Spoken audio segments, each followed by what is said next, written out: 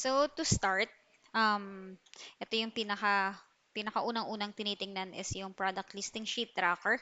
Kung ilang products po yung ililist and ano pong specific store yung naka-assign sa inyo. So let's say for example, kay Ruby is 5, but then wala pa siyang Pokey. So just in case meron na, halimbawa sa Olivia Johnson, eto. So bubuksan mo kahit random lang dito. So pagka-open mo ng link, and then punta ka sa store na kung saan ka magli-list.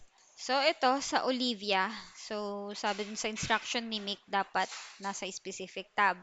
So, ito si Olivia Johnson. And sabi nga dito, 5 products lang. So, halimbawa, ito. Copy mo yung link, yung URL.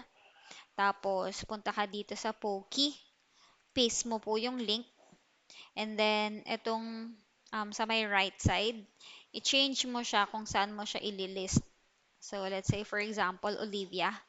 Then, click mo yung edit product. So, dito pa lang, ma-edit mo na kung magkano yung presyo, tapos yung mga images. Pero, ang pinagkaiba lang dito is i-check mo kung ano yung mga notes na nakalagay dito. Bali kasi may mga AI images na ginawa si Michelle.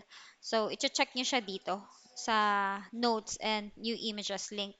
So, sa kaso dito, wala naman. So, po-proceed na natin siya. So, check natin yung pricing, 54.95. So, dapat merong compare at price. So, 54.95 and yung compare at price. So, ayan, okay na siya sa presyo. Tapos, ito, sa images niya, okay na din. Tapos, yung sa color, tapos yung sa size. But then, itong sa size, si Olivia Johnson is US. So, yung format guide na binigay ko sa inyo last time.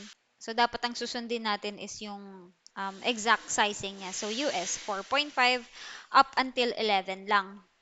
So, dito, so US 4, so i-edit natin yan mamaya sa loob mismo ng product page. Tapos, ito, tatanggalin natin yung tinatawag niyang tags. Tapos, since kailangan siya ng product code, kasi yun yung pinagkaiba nila sa Apex and Blitz. So, ilalagay mo ngayon yung product code dito po sa tags. So, click mo lang yung add.